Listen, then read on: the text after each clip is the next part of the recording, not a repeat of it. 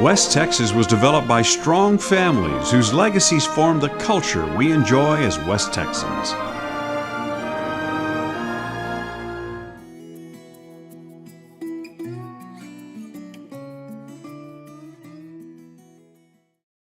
Addison D. Neal, or Ad as he was called by his family and friends, was born February 4, 1888 in Blanton, Texas. He was pretty salty. I think he cussed like a sailor except when around a lady, and he didn't cuss around a lady. He had a very strong mind, a very calculating mind, and he had a tremendous work ethic. Uncle Ad to me was an icon. Ad's story has all the makings of a Texas legend.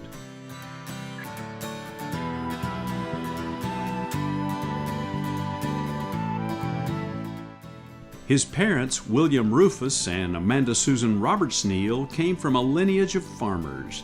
They too had a stock farm in Hill County, Texas.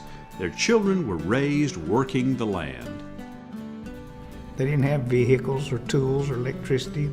Tough work that prepared the siblings for their next venture.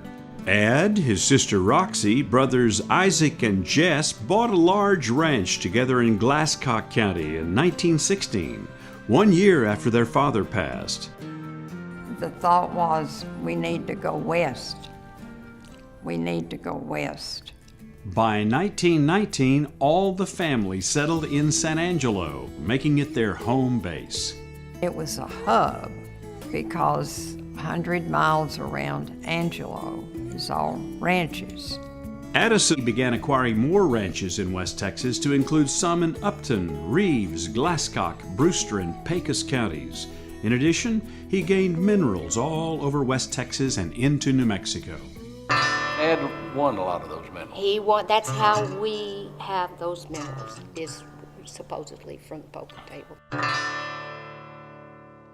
Uncle Ad was quite a gambler, obviously, because we have parcels all over West Texas. He had a brilliant mind for numbers, so I think he probably knew what the odds were and was able to be a good poker player.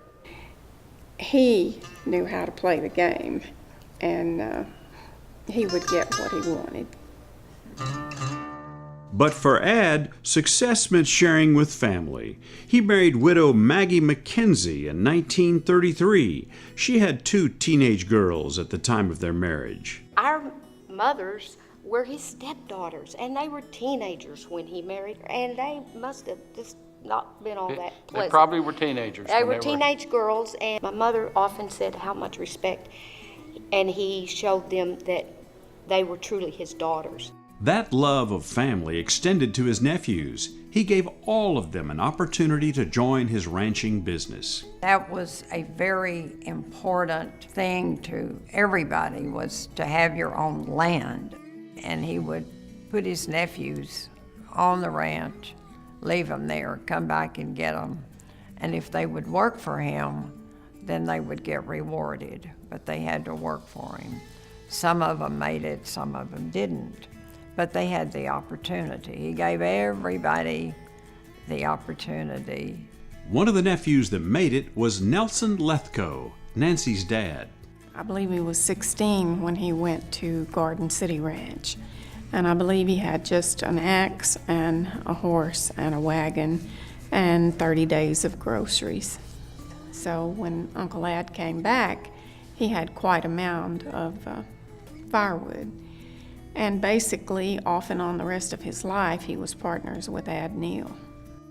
Eventually, Nancy's father settled at Ad's Woofter Ranch.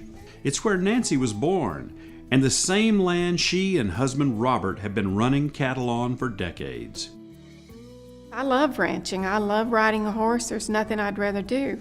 There's some genetics involved. A lot of people cannot do that because you're isolated, you work hard. Everything depends on the weather, which you can't control. And it's a lifestyle that it has to be sort of bred in you.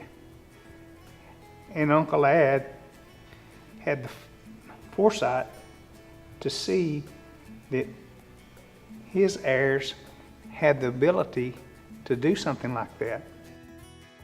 We feed the United States, which I'm very proud of. Also living on one of Ad's ranches is granddaughter Ann Strauss. She turned the original headquarters in Brewster County into a home. And I looked at that the first time I saw it when I was a little girl and thought, we could make a house out of this as a little girl. While not everyone in the family is still physically ranching, they are all still connected to the land and minerals.